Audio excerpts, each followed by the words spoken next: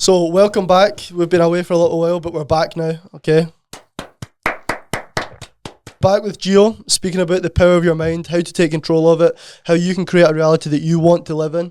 Powerful fucking shit. You're in the position of power to create your own life.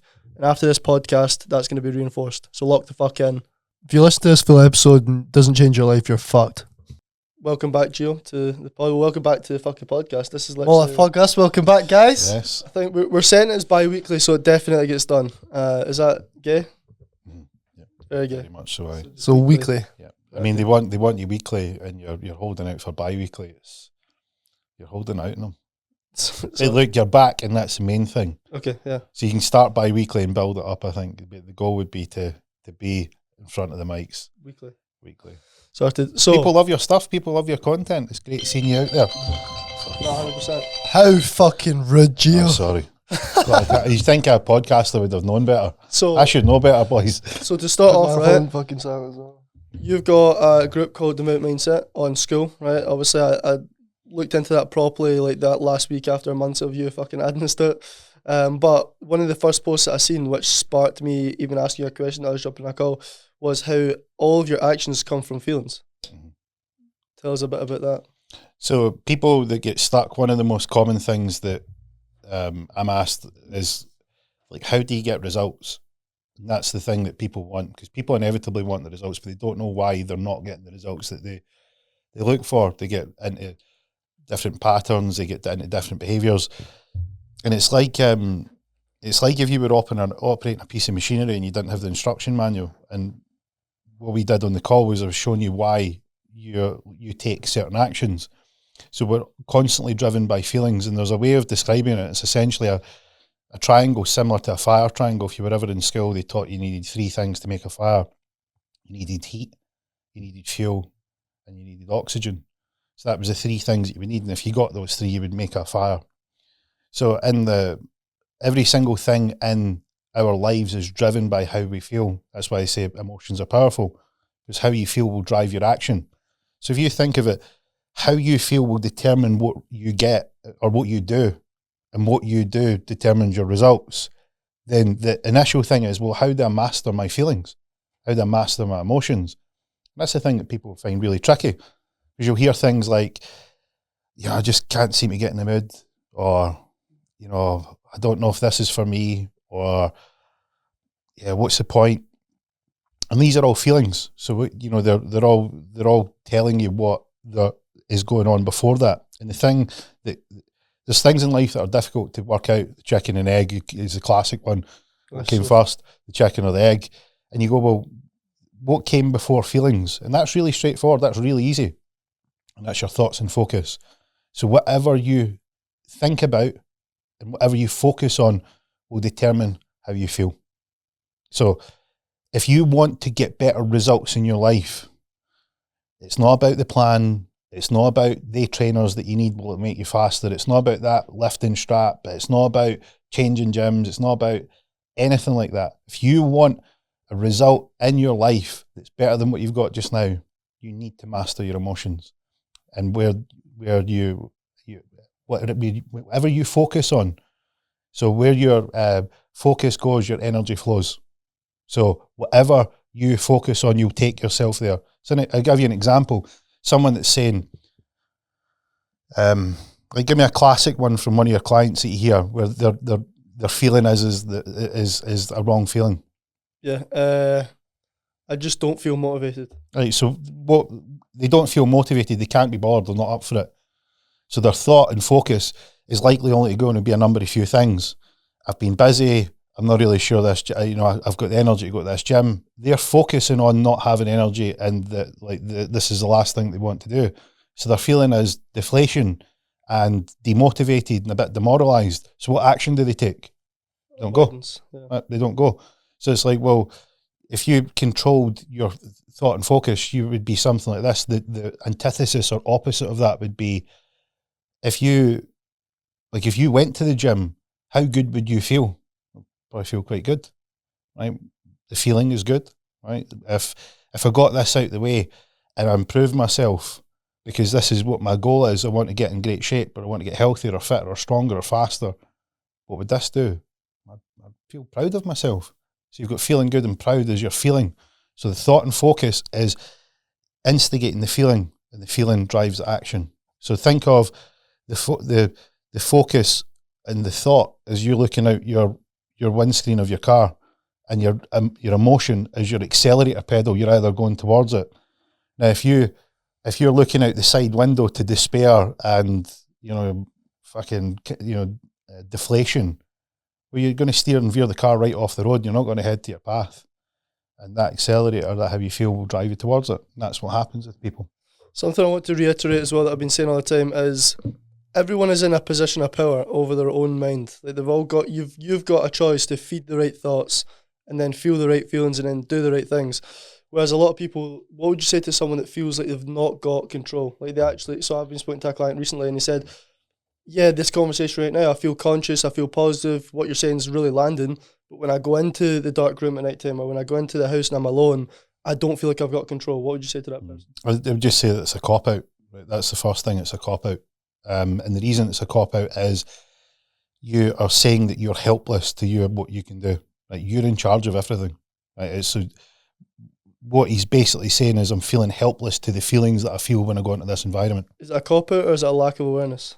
It could be, it would be one then the other. He's copping out due to lack of awareness. But what you started with this was he thinks that he's much like, yeah, it is landing, it is resonating, I do agree with everything you say, but here's my cop-out.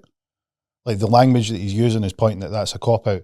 Now, it might be lack of awareness where you say, right, look, you're in charge of everything. And like, here's an example. It's like, so I would say to the guy, who's the person you love most in your life?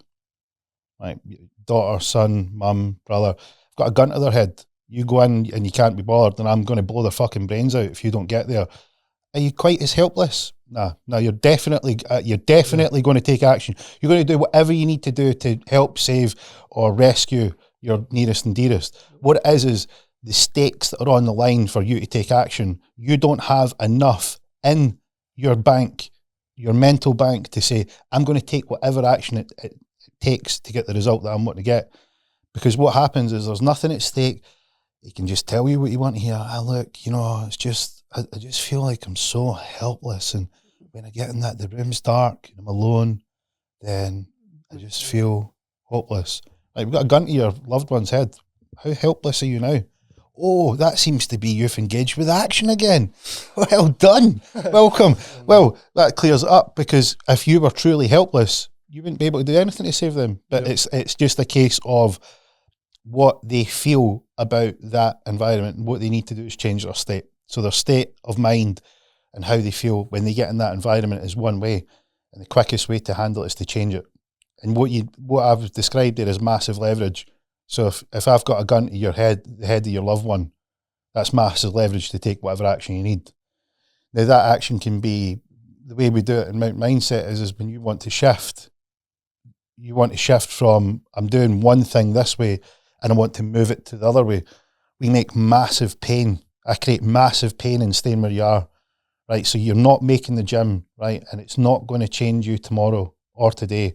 But at some point you're going to get unhealthier, unfitter, out of shape. You're going to hate who you are. People are going to start worrying about you. You're going to lose self-respect for yourself. Like this, describe how slippery this slope is, and it's painful to remain there. Right? But if you did, when you got home, decide to get your gym gear on and go to the gym, you're going to get more confident. You're going to get more self-value, more self-worth. Right? People are going to recognise how well you're doing. You're going to feel quite proud of yourself, and you're going to build this sense of self-worth and self-value. Right, so there's the pleasure of doing the right action, and there's the pain of remaining in the old habit, and what we're doing is changing the state. So we're actually changing the state there. And that mechanism is what we, in a rudimentary way, try to do when you're coaching people, but it's like, sometimes you know that the message is right, but it's not quite clicking, it's not quite landing. And the art of getting a real shift is massive leverage. But you need two things. You need massive leverage, which is the reason to change, and it comes from pain, remaining where you're at, or doing the same thing as you've always done, and getting a real pleasure if you go towards that. And the way to do it is to actually build a picture in your mind, and that's where visualization comes in, because visualization is, let's visualize what happens if you remain here, and what's the worst scenario that it can be, and let's visualize the outcome if you actually took the action. What would that outcome be? And what we're doing is we're amplifying the pleasure and the pain, and that's how you get a real shift. It's like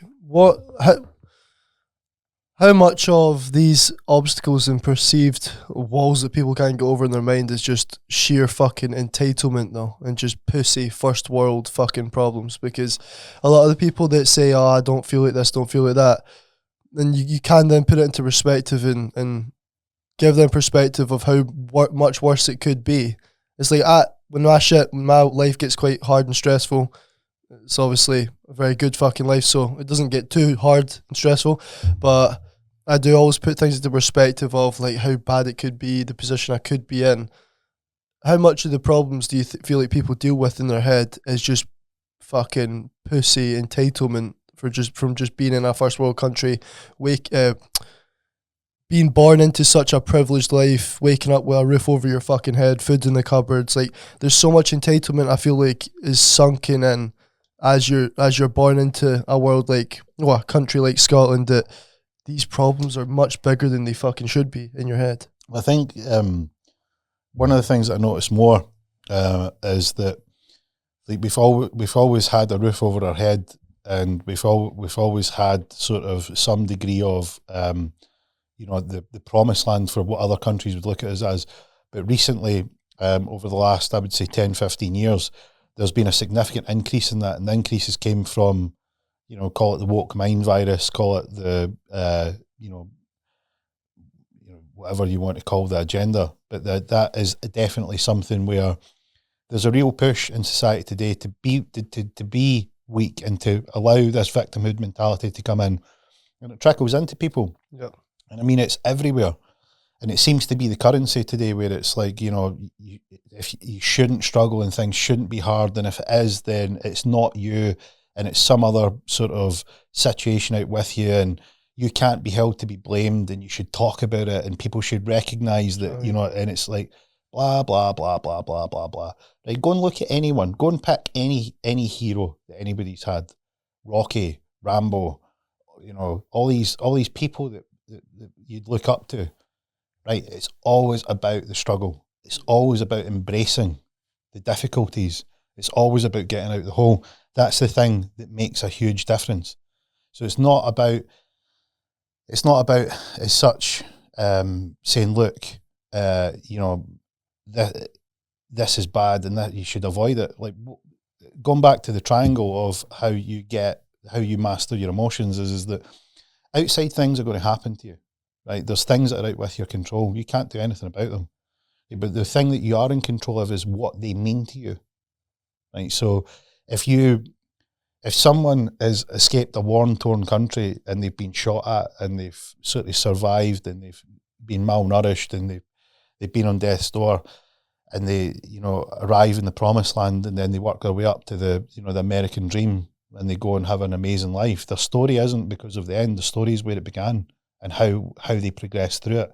Like, despite all the hurdles, they managed to get over it. Despite all the hardships that came their way, they managed to get through it. Right, that's what's truly inspirational, not what their bottom line is on their accounts. That isn't what's truly inspirational. It's the real toughness that we embrace. That's why people like Goggins are the poster child for that, because it's about embracing the hardships of life, because life isn't supposed to be easy. Life's supposed to be you're going to have struggles in life, and it's how you handle these struggles. And I tell you what you don't want to handle your struggles with: talking about it and saying that you've got anxiety and I'm depressed and, maybe we should box, right? It's my mental health. Fuck that, right? It's mental strength. What you're saying is you're mentally weak. Yep. And you've been bullshitted into believing that you're mentally weak, and you've not picked up the weight, your mental weights, to go and train your mental strength. And somebody's gave you the cop-out card, which is, here, hold this card, and you can cop out on anything you like, and you can just say, it's my mental health, and that's it, free pass. Crazy. Oh, just talk about it and blah, blah, blah. And what it does is it takes the shine off people that have real mental health issues. I've spoke to people with serious mental health issues, and they're like, what the fuck is this? Like, really, what is this? And it's just sort of everybody jumping on the bandwagon, and they've got the cop-out card, and that cop-out card makes them weak. And just like we were talking about your client, that's what's going on, It's like, I just can't do anything because I just get in that place and I just feel that I can't do anything. It's like pish. It's like fucking garbage. That's nonsense. Yeah. What are you talking about? I know. Yeah, but it comes back to you said about entitlement. It makes sense because they're entitled enough to be able to sit and do that. Like they couldn't do it if there was bombs going off outside. They couldn't do it if there was people getting fucking blown up. One thing I was going to say that Gio covered there was every experience that you go through in life, there's something to take from it. Bad, good, doesn't matter what it is.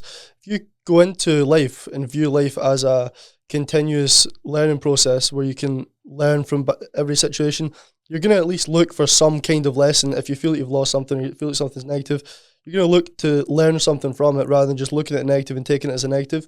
Another thing that people they're not aware of is you're not your thoughts, you're the awareness of them. So you've got the opportunity to feed certain thoughts, feed a positive one, challenge a negative one. People don't know this though. People don't actually think about this thing being a real thing. So when a negative thought comes in, it gets cemented as a negative thought, it plants a negative seed. Negative trees are growing in the garden of your mind, or if you call your mind a garden. And then even when life's going good, you've got these negative thoughts fucking you because you're letting these negative thoughts cement as negative thoughts because you don't think that you're actually awareness of them. You think that you are your thoughts and you attach yourself to them. And this is something that I spoke to with my client the other day.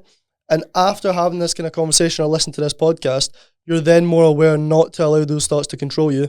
But beforehand, I don't think, would you say, when you said it's lack of awareness, some people actually aren't aware enough to be in control. But once they've had that knowledge or wisdom given to them, they then are in a position of power to change.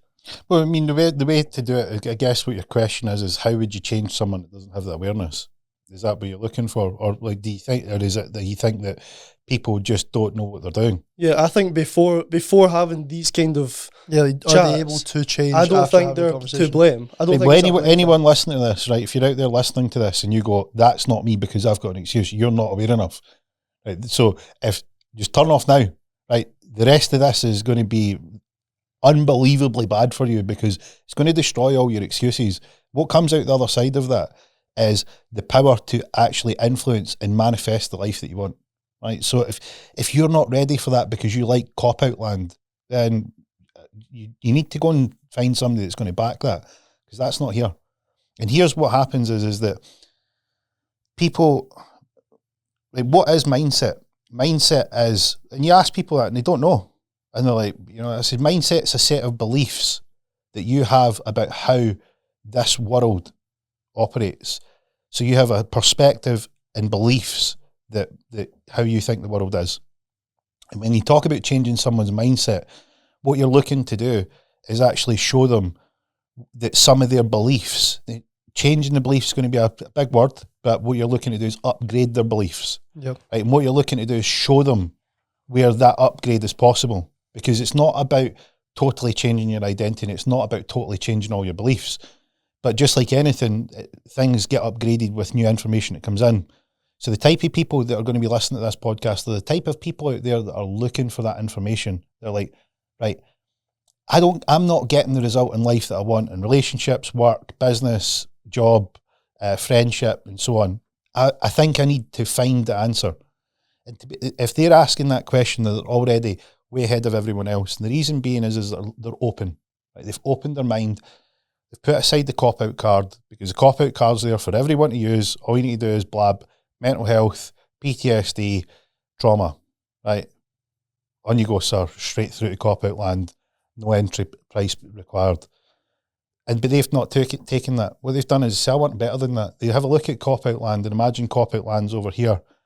And it's everybody just copping out. It's just a fucking cesspool of cop-out. And it's an echo chamber and they're all backing each other's story. Well, that's terrible. That happened to you. This happened to me. Let me tell you about mine. And fuck it, and on and on and on it goes. They chose something else. They're like, no, I want better than that. And what it is another place where people embrace the struggle and ask the questions and open their mind, because they're looking to upgrade their beliefs and they're looking to upgrade the way that they see the world. They're looking to change their perspective because they know that their perspective is the thing that's holding them back. And that is what you want to offer them, as a way that they can find, upgrade, change those beliefs and perspectives to get the better result that they want. Because once you change your belief, like one of the things that I come across the most when I coach people is how ingrained their limiting belief is. The limiting belief is a dream killer. And you can hear it. You can like if you tune your ear to it, you can hear it straight away. It comes out all the time. What do you want from life? What do you think they come out with? Everything that they don't want. I don't want to work. I don't want to have a boss. I don't want to be told what I want to do. I don't want to worry about bills. I don't blah, blah, blah. Right? What do you want? Right, so they're limiting themselves to a life of what they don't want. Yeah. And you can hear it. And then they'll say things like, you know, I don't want to make my goals too big because I want them to be realistic. Why? Why would you do that? Right, do you think Elon Musk got to where he's got by being realistic, or anybody else that's great? Do you think that they did that? I don't think they did. Like, so they must have thought something that was a wee bit unrealistic for them at that time. It's realistic, not like again though. It's limited to what they think is possible. Like realistic to you and realistic to me, in terms of maybe being able to afford something.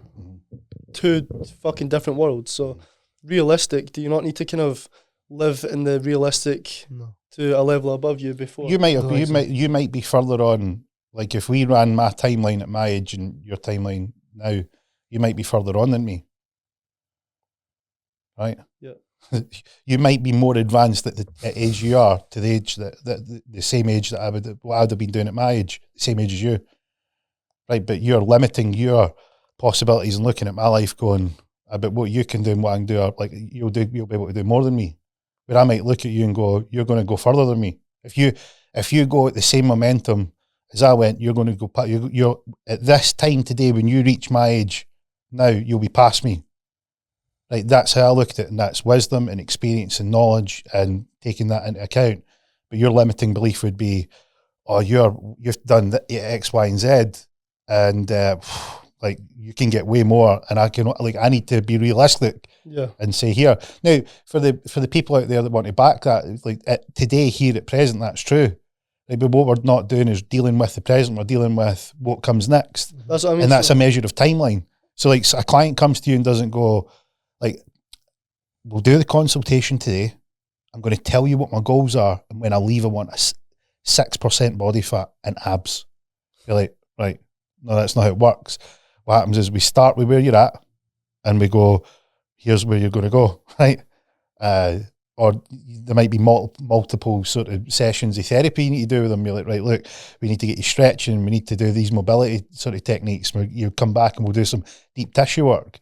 It's like, so it's a matter of timeline. So there's where you're at just now and where you want to get to, and then how do we get there? But people are not like that is so basic. Yeah. And that's really what we're talking about. Yeah. How many people do it? It's fucking nobody. Nuts. It's nuts. See, so like if you say, right, we meet here now, right? This is where we're at. Where do you want to go? We ask 100 people, they're going to go, well, I tell you what I don't want. Yeah.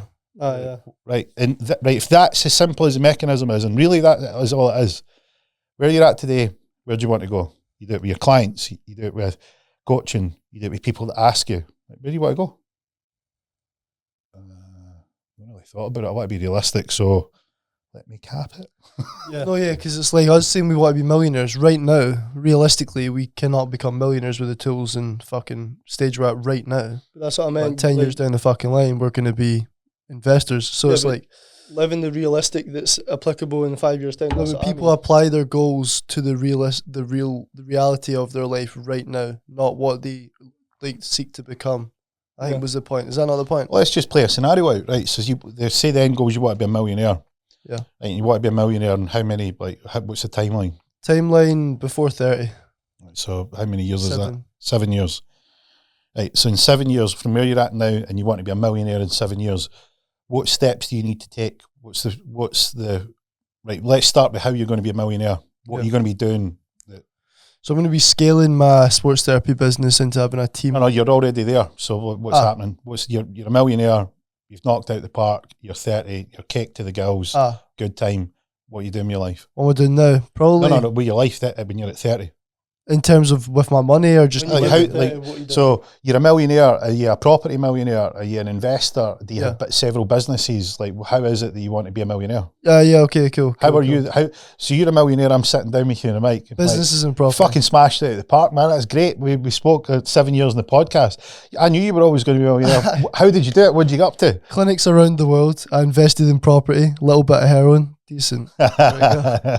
Nah, obviously, clinics around the world, invested in property, diversifying my fucking income in other ways, building a network, investment opportunities through my network. Bosh. Right. So you've built a business. You've built a business of clinics. You got a team of people working for you, and you've invested in some property. I'm assuming are paying you cash flow, and a great way to make sure you've got income from different sources. As far as becoming a millionaire, you're like bang on. Yeah. Right. What's the first thing? Right. Let's go back to today. Right. Today, what's the first step to going there that you can do in the next 30 days? What's the first step?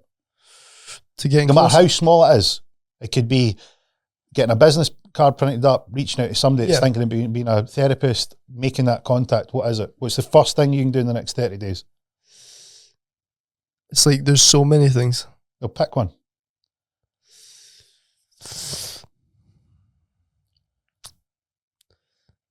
Like, because there's, do you know what I mean? Because like client communications, fucking one, bro. Whatever, right, don't overthink it. What's the first thing that comes to your mind? first thing that comes. There'll to be my one that comes straight away. Tell me client what it is. outreach. Right, client outreach. Right, so you're going to outreach to people. You're going to tell them what you're looking for. You're going to you're going to cast out the net. You're going to see what comes back. Yep. It's the first thing you can do in the next 30 days. Imagine me done this every 30 days for the next 7 years. Are you going to miss that target? No. Yeah, nah, Right. well, fuck. What do you think stops people becoming millionaires? No goal setting. They stop doing it. They stop doing that. What I've just asked you the other now. Well, like reflecting and Where are you going? I know where it is. I know how I'm doing it. Right. So in the next 7 years, you need to buy property. You need to open up clinics. You need to train people up. You need to build a brand. Yep. Right. You've got one for the next 30 days that you can do that starts that. Right. And then at some point along the line, you're going to go, Geo, things are going well. Got half a dozen clinics. Got a bit of cash. What should I buy? yeah. Right. And that might be month 10. That might be month 24. But it's going to be a month. And you're going to come and go, look. So my next 30 days, what do I need to do? I need to buy a property. You're the guy. Tell me what to buy. Yeah. And I go, look, there you go. Right. And then everything's going great. I've opened up another 2 clinics. 2 months later, that property's doing well. Can I buy another? And then the thing that you will disbelieve most is not that this works. It's how quickly you'll be able to do it. Yeah. It's way quicker than 7 years. Because if you concentrate on the destination, like you're looking out that windscreen of the people talk about the journey. You're in a car and you're looking out the windscreen in life, and you're going, there we go. It's going to take me 7 years to get there. It's going to take me 7 years to get there, and I know where I'm going. Right, multiple clinics, brand worldwide, investment properties. I know where I'm going. Use your imagination and visualization to feel what it'd be like. Then, how would you feel? Feel really good. Feel proud of myself. I'd feel accomplished. What action do you think that makes you take when you feel like that? Probably feel motivated and driven and ready and actually energized to go and reach out to the people. Right. And then what does that do to your thoughts and focus? Your thoughts and focus are, I know where I'm going and I can't wait to get there.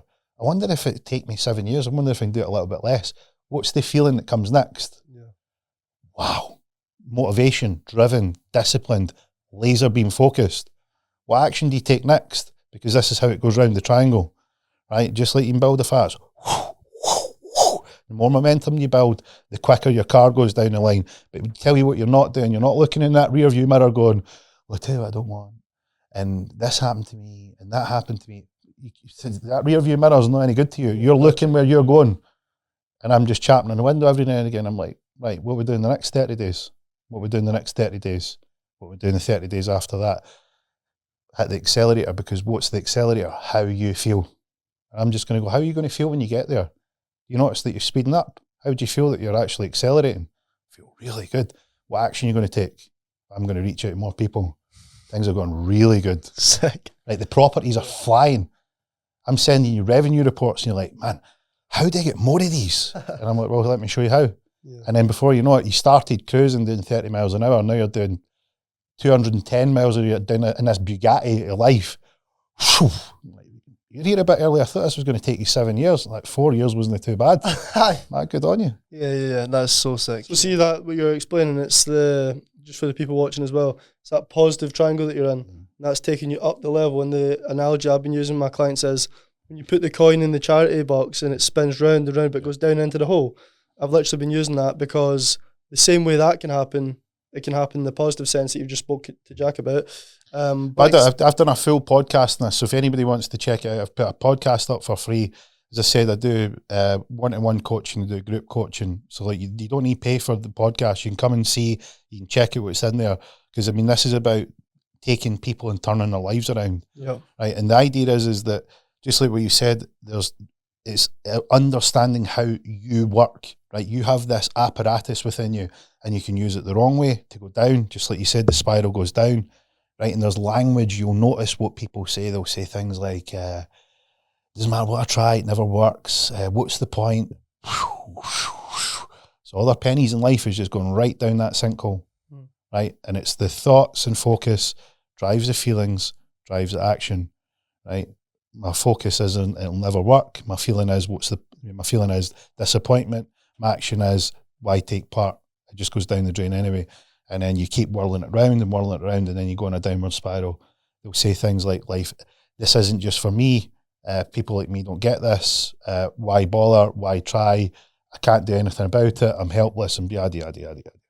The other way is like, well, look, whatever you focus and think about, there's an upward version of this where everything goes up to where you want. And that's what they've been banging on about for years. Visualization. Use the creative imagination to feel what it would feel like when you get there. It's nothing new. Like, this isn't stuff that I've come up with. I'm telling you how it works, and not just from someone that's read a book and goes, look, that's how it works. I've used it in my own life, right? And I've used them both. I've spiraled them down and spiraled them up. Let me tell you something right now. I'm spiraling up all the time. I don't like the down one. Tried it, gave it a go, lost a few 2 pences, didn't like that one bit. No, we're going to keep this going up the way. Do you know what I'm going to do? I'm going to collect as many people that like the look of that. But all it is you have apparatus, and it doesn't care what you put in. Put in the negative, focus on how it won't work, and it will give you everything that you ask for. You want to change your life, you can reverse it and go up the way, and you can spin this thing to wherever you like. And that is, you ever look at people and go, how is it they do it? How is it possible to do it? Their thoughts and focus are the number one thing that they control. And they tell you that. Like, I see what it's going to be like. I just knew that it was going to be the case. Like, I built this huge amusement park. And like, how did you have the vision for it? I seen it in my mind. I created it with my imagination, what it would be like. The kids would be playing it. The rides would be like this. That's why they call them visionaries, because they see the vision before it actually materializes here. And that's the power of it. You need to understand that. You know, they say you're created in the image of God and you have all this innate power, and if you knew what you were, you would use it. This is what we're talking about. Yeah. But you feed the machine the wrong way, guess what happens? And guess what's in popular, just where we started? Victimhood and PTSD and trauma, and just cop out, you're helpless. All the way down it So much goes. lost potential. But as yeah, well. I think, again, listen to this podcast. If you're listening, well, you are listening right now, because you're listening right now. But you knowing, right, that you have the power to do so. So, like, if you feel that you're in a negative loop right now, you're now more aware of it because we just spoke about it. You can interrupt that through as simple as visualization. Like, when Gio said, when he's sitting coaching someone one-on-one, the thing he uses initially is visualization, asking him, so how does it feel? How would it feel for you to have the positive scenario? How would it feel for you to have the body that you want? And then it starts to create this thought and focus that's positive, which creates more positive feelings, more positive action. And that's how you can interrupt a negative spiral. A personal story for me and Jack is our own mum, for example, right? Before we became a bit more conscious, our mum was clinically depressed. She lost her dad, all these things, right? So when I was on a call the other night, with Gio talking about the triangle and how people get into this negative spiral, I looked at my mum and I thought that's what she was in. And Gio said you can interrupt it through visualization if someone interrupts, etc. we interrupted her mum's negative spiral. And next thing you know, these tablets that she had to take because she was clinically depressed, it was literally like she argued with us so much about taking these pills for depression. We interrupted it because we became more conscious. We made her think more positively, consider things that were actually more possible in her life that were more positive. We interrupted it. And I think literally after I was doing that, getting into mushrooms, I was standing having a conversation with mum in tears talking about this kind of stuff with her. After that, she didn't take her tablets. Now she doesn't take them anymore. And she's never ever said out loud, oh, I feel like I need to go back on those tablets again, because she's been in a positive loop. There's been a positive thought, positive focus, positive action. She's started her own business. She's got more horses now and all these kind of things. So if you're feeling right now you're in this negative loop, you have the power. And visualization is probably, would you say, the number one thing that you can use? Yeah, I mean, I would say if anybody out there struggling with it, and this is what I do when I'm looking to break people's state, is I would say, like, say I was talking to your mum and she was in this downward loop, I'd say, like, what's the opposite of this? And you would watch, because the cogs in our brain would go, the fuck are you on about? Is that even possible? Yeah. Because what's happened is it's spinning down, and you go, what's the opposite of it? And it's like, what do you mean? Like, this is life. And I'm like, but what is the opposite of it? Right? Has there anybody that's been depressed? Is there anybody that's been in a situation like you that has got out of it? What would it look like? You've interrupted the state. Yeah, right? Yeah. That's literally it. And another way of doing it is like an example, like I've got kids, and whenever they're in a mood, and they're in a fucking fowler of a mood, and they're wanting to be in a mood, right, I make them laugh, right? And they're literally hiding their face in the pillow, because if they show that they laugh, they're out of the mood. Right? They're angry, and I want a mood, and I don't want to listen to reason, and I make them laugh, and they're trying to hide the laughter, and I just crack them all the time, and they're like, what's happened is we've changed the state. You want to be angry, and I don't want to listen. And then they're laughing, and then you make them laugh again, and then they can't even be angry because you've changed their state. You've literally changed how they feel has changed. You've broke one bit of the triangle, boop, turned it around. Now it doesn't matter how much they try, they can't get angry again, and they're like, "Damn it!" No, but and this is what happens with people. You say, "What's the opposite?" What is the opposite of what you're talking about? Is there anybody that's had a worse life than you? Yeah. Is there anybody that's came out a deeper hole than you? Yeah. Right, okay. How did they do it? And like, what did they do? I'm like, see if you got out this hole, what would it look like? What would you do? Like, see if you felt good. I know it's hard, and I know it's a big ask, and I know you're probably not going to feel like that, right? But just look, we'll do it for 10 minutes. If it's 10 minutes and it doesn't work, we don't get anything, ignore it. You can go back to being miserable. You can go back to being like, oh, okay. Yeah. So, no problem. Just for 10 minutes. Let's just see. Let's have a look. It's worth a look. Like, what are you going to lose in 10 minutes? Right, let's try it. What would it look like? How would it be? Tell me what it'd be like. Right? You stop looking in the rearview mirror. What's it look like through there? Nobody's ever asked me that. Has nobody ever asked you that? Or have you never asked yourself that? Right? Yep. Power's within. And you go, well, where would you like to go? I don't know. And then they start with, tell you what I don't want. Get your eyes off the rear view mirror. Tell me what you want. Yeah. Right? And then within 10 minutes, you're going to change somebody's state. Now, that doesn't mean that they stay there. But what you're doing is you're initiating to show, right, you thought there was only the rear view mirror in life, and you're crashing into everything and wonder why your life's fucking tits up. Because you're crashing into everything because you're trying to drive forward and looking backwards. No wonder your life's bedlam. No wonder it's chaos. Let's just try this and see how it goes. Have a look out that window and let's just drive about. You don't need to change anything, but I just want to show you that there's now two ways of operating this thing that you call your mindset, your perspectives and your beliefs. You've got one where you can see and you can maneuver and you know where you're going. And you've got this one you keep crashing into everything. Right? Now, how you can change that is just thoughts and focus. And all you need to do now is realise that there's two of them. Right? That's the first step. The second step, and what we've done there is visualisation. We've said, right, look, what would it be like with the opposite? And you're then focusing on the opposite, then that drives a feeling, then that drives an action, then that drives the focus and thought, and then that drives the next feeling. And then what you do is you then make it painful to remain looking in the rear view mirror and much more pleasurable to look out the windscreen. And that's the leverage. How would you make it painful? You make it painful because at the end of the 10 minutes, you go, well, how do you feel? Because one of the things that you're going to get is a physiology change. They're going to change physically, right? If I said to you, right, there's someone behind a curtain there, right? There's someone over there behind the curtain and they're depressed. How do they look? Let's start with, is their head up high or is it down low? Yeah. Right? Are they making eye contact or are they looking at the ground? Are they deep breathing or shallow breathing? Right, is their chin up or is it down? Right? Where's the shoulder position? Is it down and slumped? Or are they sitting up tall? Physiology will tell you everything. Yeah. What will happen in that 10 minutes is their physiology is going to change because their feelings are going to spill out and they're going to talk about it and the tone of their voice is not going to be down and depressed. They're going to be like, well, if I did do it, this is where, well, that would be good. Mm. And you might say, like, what was it like before you were depressed? Like, what did you enjoy? Take me back there, tell me what it was like.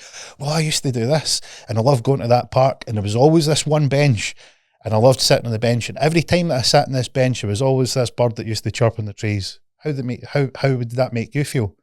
It felt great. The thought and focus is when it was great.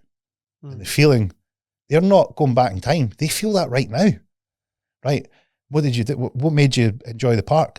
I like being out there and having a walk in the fresh air. Right, and it spins up. It goes up and up and up. Sick. Right, and then you go like, so what made you go down this place? I think this is very good. Like, let's fast forward to the end of your life. Like, see if you want to keep, like, and we've done 10 minutes and it's great, and I think you've done a really good job. Right, and you can go back here because that was the deal that we made. If you want, like, if you don't like any of this, and I'm sure you've suffered and it was really hard. You've got a really good smile on your face and your shoulders are back and you're breathing deeply and you seem to be happy.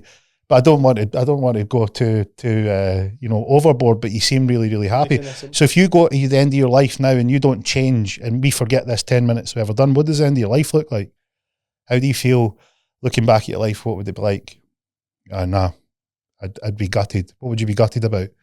I didn't change, and that all the opportunities that I tried and all the people that I dragged down and all the people that tried to help me.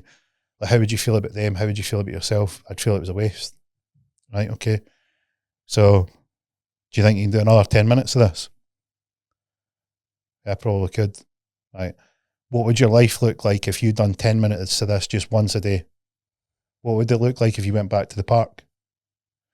What would it look like if you remembered who you are? Remember that day you were in the park? What would that look like?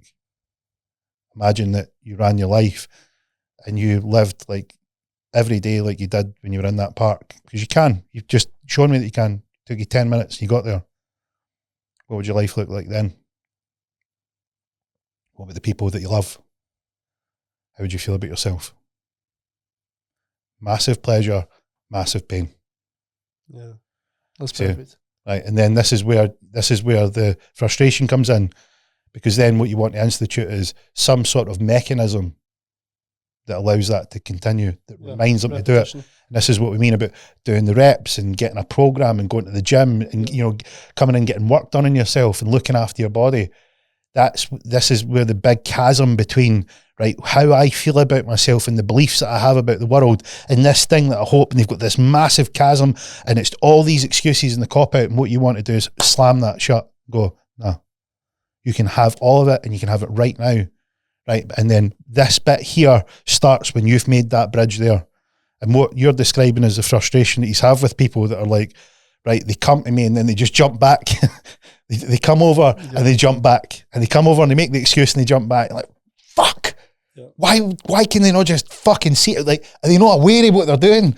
And what you're saying is they're just going back, and this is what's happening is they have a set of beliefs and perspectives that cause them to jump back, because your identity is your identity is made up of your beliefs of how the world is and how you see yourself, right? And if you don't upgrade that identity, you go back to what's known, right? And people will take the action that most aligns with who they think they are. Yeah. So if their identity's here and this bit's here, they will jump back to all the time. Yeah. And it's that upgrade that they need. But you need two things. You need massive leverage and massive action. And what you do is the massive leverage is what I've described, and the massive action is what do you do when you get there to keep the momentum up? You get in the gym, you come and get a program, you come and get work done, you come and look after your body. Yeah. These are the things that you want to do. Yeah, get a coach. But without doing the work beforehand, they always end up back here. Yeah, 100%. Always. So how I say that to my clients is we always have like a good conscious conversation. So they're in their conscious brain, they know what they want, and then they go back into that unconscious state, and that's how they start. So again, based on science, right? But 95% of you is programmed by your unconscious mind. So if you're not through repetition retraining it, it's always going to fuck you. You're always going to be fucked by your unconscious. So when we're having that, even that 10 minutes you've done with that client, or if you've done that with someone, you're saying doing that daily, you need that repetition to retrain the unconscious, so that when you're going into this unconscious state, which we all do, it's trained for the right things. Do you know what I mean? Yeah, well, the things that I do with people is that I'll give them a connection, like say, for instance, put your thumb and your index finger together. Right, when you do that, you're creating a circuit. Right, now what I want you to do is you want to remember that park bench, you want you to do this, and that's yours to keep, it's yours. Right, whenever you want it, that's there. I want you to stop what you're doing, I want you to lift your chin up high, and I want you to go into your mind, and I want you to focus on that park. That's so sick. Right, and I want you to go there anytime you want, and that's there for you. Right, and that's yours. Right, and it's about what you're doing there is you're saying this, because we're all running patterns. What you're saying is we have programs in that pattern, we automatically run those patterns. Well, what we're doing is giving you another pattern, and that pattern's to take you to the place of who you truly are.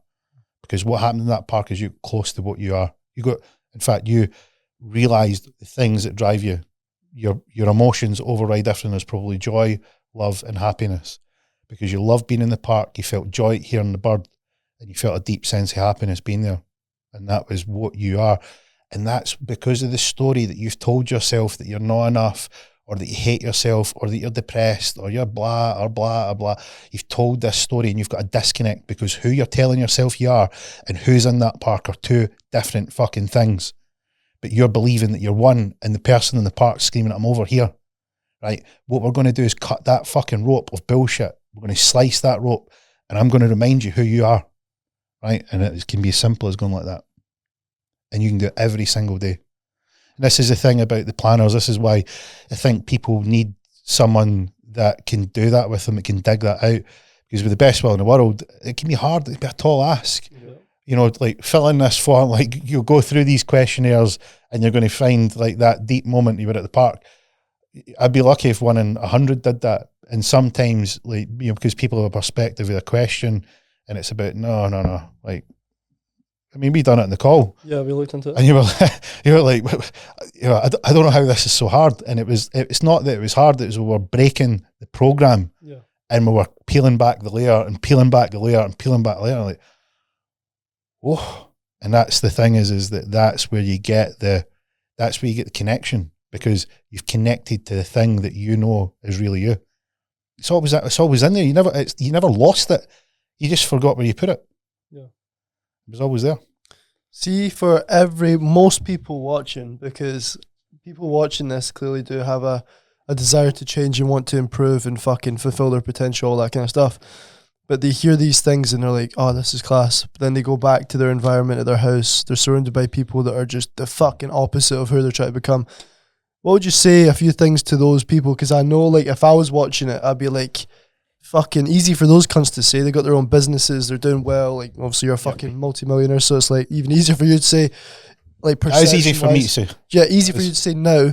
I don't want to believe that, isn't it? It is easy for me to say. Yeah, it wasn't the millions that made it easy for me to say. It was my belief. Right, cool. So, like, what would you say? Because most people will just go back into an environment where it just completely opposes their will to want to change. Like, because they say they can't completely change who they're around straight away. They can't fucking completely change all the things we're saying, environment, all this. Like, what would you say to them people? Because there's probably the majority of the fucking people watching. Well, the first thing is, like, I know what you're asking here, so I'm going to cover it off here. Yeah. Right. The first thing is, where are you going? Right. Because what you've described is someone that goes, right, I've heard this and it's really, really motivational and I feel really good about it, but let me go back into my environment and remind myself why I need to cop out, or why it's hard, or why it's difficult, or why it's easier for someone and not for me, right? That's back to the wiring, right? Where the fuck are you going? Where are you going? right? Because what we're doing is we just interrupted all this environmental stuff. And where are you going? Yep. Right? All of this shit that you're talking about is temporary. If you really are going where we're talking about, you're not going to be around here for too long. You're not going to be around these people for too long. Right? But you've got two choices. Right? You can stop interacting with them, which is your choice, or you can lead so fucking hard that you're going to weed them out and pull them with you. Your call. Yeah. But guess what? You don't even need to make the choice. When you lead so hard because you know exactly where you're going, guess what happens? You're going to be like the antichrist to the people, like, fuck me, what's happened to him? Yeah. Or you're going to get the people that are going to come along who's like, I've been waiting for somebody like this, and I can't believe that, like, this has happened now. Like, they go, fucking Jack and Cal, I don't know what's happened with you two, but holy shit, man. I'm packing my bags, I'm going with them. And you've got the other pal that's like, nah, mate, nah, people like us don't get us. That's a lot of shite, man. Happened to us, bro. That's literally happened to So us. fucking crazy. And yous are not isolated. I've had it. Everybody else that's came from somewhere all around that group of people. Because what happens is we are social creatures, so we go like, oh, well, it's good to be around people, it's good to be close to people, and we should, like, you be tight-knit and bros and all that. Well, look, cool. But if I want a life, it's like if we're in a car, right, so we're bros and we're in one car. Bro, fucking tight, man, my homie, all that shit, right? And you go, right, we come here and like you're heading to the fuck. You're like, I'm going to be a multi-millionaire, yeah, right? And fucking Johnny is like, mate, what are you talking about? What are you talking about? No, this car stays here, bro. Right? What are you talking about? People like us don't get that. I'm Johnny and I'm fucking scum and I like being scum. Right? We shite you talking. You're scum. I know. I've known you my whole life. Just get a fucking wrap that shite. All right, Johnny. Okay. Right, mate. I need to jump out the car. But you feel that instant relief of separation, and you feel alone, and maybe feel isolated, and you maybe miss Johnny because he's our homies, and he's been tight, and you loved him, and you care about him because he's our bros, and that's done. Right, but next thing a car pulls up, it's another car. There's another batch of guys like, where are you going? I'm going to be a multi-millionaire. So are we. Jump in. Sick. Yeah. Come on. But one door closes, another one opens. Right? And guess what happens with Johnny's life? Fast forward 7 years down the line. You've got your clinics, you've got your properties, you're doing seminars, you're telling everybody all the things that you learned on the way. Right? Johnny's like, I mind when he was a fucking dick, man. We used to smoke weed and all that. And look him up there talking shite. He's a fucking fan. I know he's made money, but fuck that. I fucking know who I'm at. I know who I'm at. And he's like, I fucking know him. Like, no, you don't, mate. Look, and what's happened is you've upgraded your identity all the time. Right? New information, upgraded identity. It's like if you learned a skill. Like, you ever bump into somebody you went to high school with and they're like, oh, I mind second year you used to be like that. It's like, right, aye, but that was in second year. I know. This is fucking second year. You have any idea the amount of stuff that I've done for you've met me and you think that I'm like still the second year guy. What are you talking about? No, but that's another thing. People don't think they can reevaluate themselves. People don't think they can actually do that. People think they need to stay. They need their head examined. They need their fucking head examined because it's like, right, you're gonna get older, right, you're gonna get fatter, you're gonna get more wrinkles, right? You literally are changing all the time. Yeah. Like, so if you don't update who you are daily, you're deluded, right? Because every day you get experience and wisdom and knowledge and fuck ups and errors and mistakes. Yep. You need to constantly put them in and go, right, I've got new information. Exactly. People aren't doing that. People aren't fucking doing that. Especially Johnny. Johnny's like, mate, I fucking know who I'm at. Johnny got to 16, right? He'd fucking cracked life. It was all about weed and all about like just fucking getting as stoned as possible.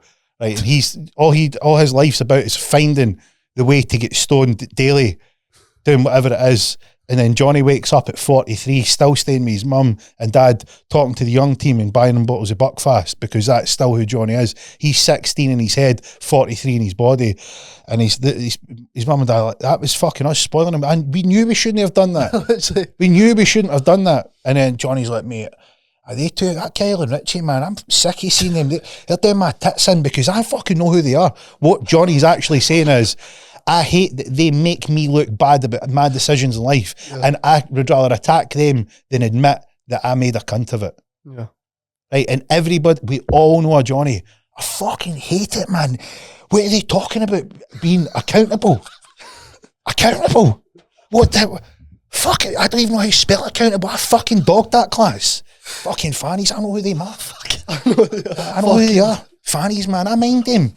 And it's like, we all have them. And you go, what are you talking about, man? Yeah, so the obviously initial question about speaking to the person that goes back to the same environment, right? But like, is that what you initially asked? Yeah, well, why do people persist to look in the rear view? Why No, but I've got an answer quickly. is it avoiding the confrontation of the stress of their fucking reality and wanting to I've got an answer move quickly. forward? See, a boy came to me recently, went to you initially, Rory, right?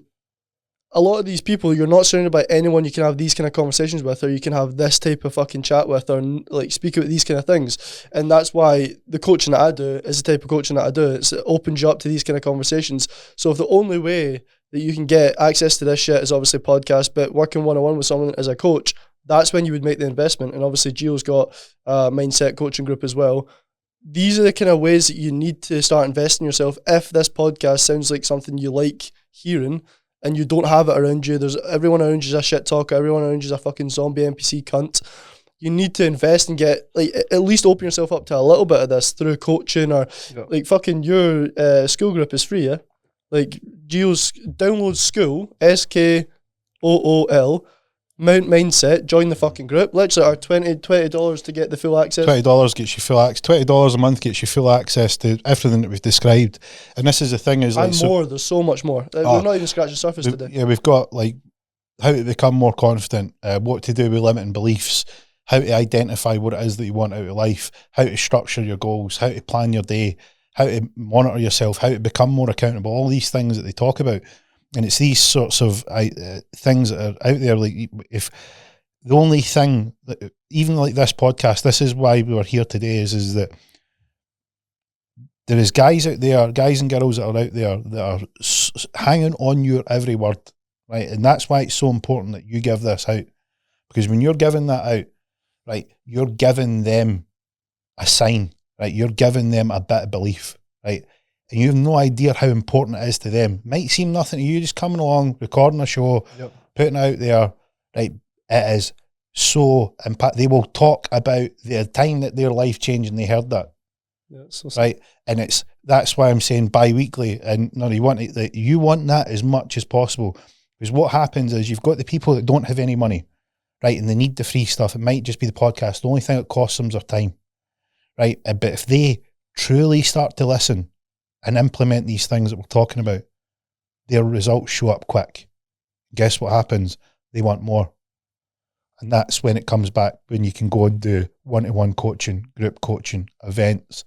Because if these things cost money to put on. Yeah, of course. And it's like, right, look, if you've seen how it works, and if you want more and you want to go to the next level, you want to upgrade, come along, we'll put it on.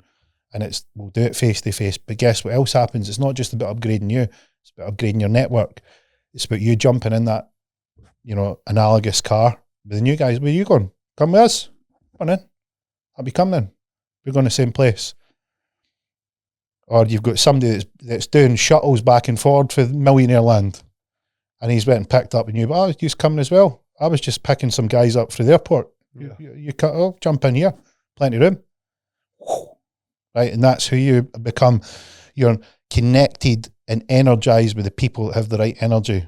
It cost you Johnny and co, but you picked up everyone else. And then that's when you can start to put on more and more events, because when people start to go, look, I'm doing great, I'm making some money, can we put something on? Like, I'm willing to pay for it. And that's when you can start to then have a really highly energized, concentrated environment. Because what you described, what you started with was people that are in the wrong environment, how do they get out of it? Yeah. The people that are around, how they see themselves and so on. What's the opposite, right? What's the opposite of that?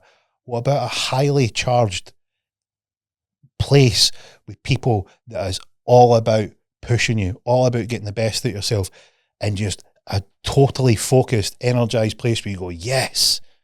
Imagine doing it, once a month, once a quarter. People would love it. Yeah, I think, imagine we done an event with Gio or something that had like a whole, maybe like fucking 200 seats or something. That's obviously what we're building towards. I feel like more life, we're keeping it is this open brand because me doing sports therapy and Kale being a PT is like a fraction of what we want to try and the impact we want to try to have, because I know it's very rare, especially in Scotland. I'm so grateful we even know people like you, Gio, because the fucking people that are tapped into this way of thinking is very fucking rare. So it's like, the more we can spread that message and the more life brand and all that, the better. So yeah, fucking 100%, man. Mental. It's gonna be sick.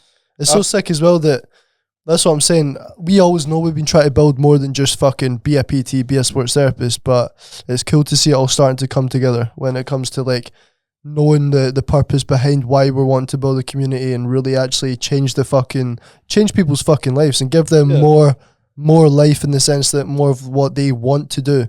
Because a lot of people are living a life that they don't fucking want to live. Well, it's that this is happening because you're not just a boring cunt that rubs people and then only speaks about the problem they've got when you rub them. So it's like, you come in, you cunts are changing their life with their face fucking down on a bed from the shit you're telling them, the wisdom, the perspective, because we speak to guys like Gio, we listen to podcasts, we soak that in, we apply it to our own lives, and then we speak to clients. So that's why this overall fuck off thing that's happening is more than coaching and clinic, because that's our purpose. Our purpose is a lot more there's a bigger picture to just coaching or fucking like getting shoulder veins and fixing some cunt's hamstring. There's a much bigger fucking focus here. So I mean, these are the things that you've got, is it's just the mechanism that you're interacting with people, that you can get the opportunity to amplify that message. It's like someone comes into you with a sore hamstring, but they get you working their hamstring. Well, what's the hamstring of the mindset?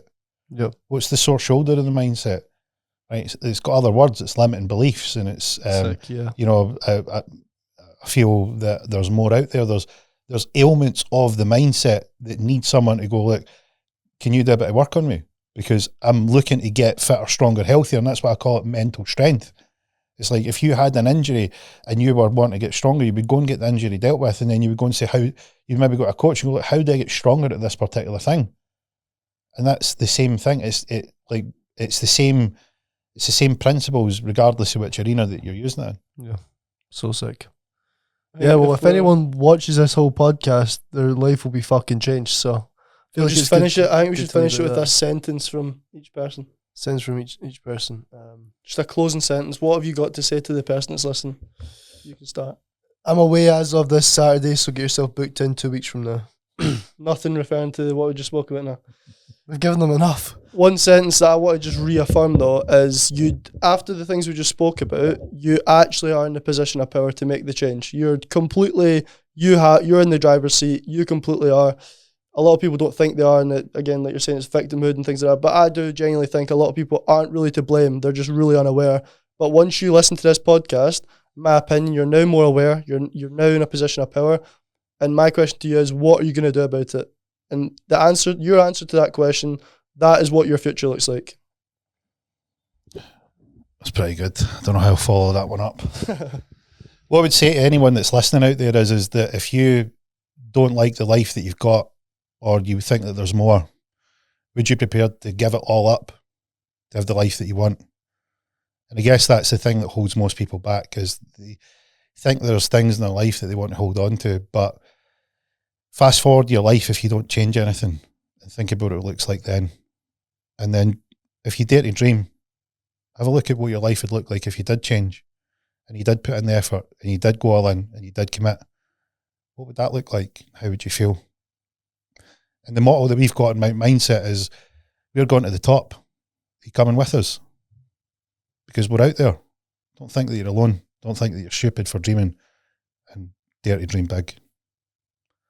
Sick. I can't really leave what I said on after those two. Come on, hit as well. Fucking shocker for you. Fucking Just bullied them with positivity there and optimism. I want you to strip. Whoa. I want you to take every ounce of clothing off and stand in front of the mirror and look at yourself and tell you and fucking answer, is that the body that you want to live with? If there's visceral fat, I mean, what? Oh, we just spoke about mindset about the thing you're telling God to get naked. Fuck the feeling, stop being a fucking bitch, man. Grab life by the balls, stop being a fucking pussy. Look at your fucking daughter. Is that the fucking dad that you want to fucking raise your fucking daughter? Don't think it fucking is, mate. So man the fuck up. Right, sorted. So a good mindset, positivity, and a bit of motivational hazing. We've covered all bases there.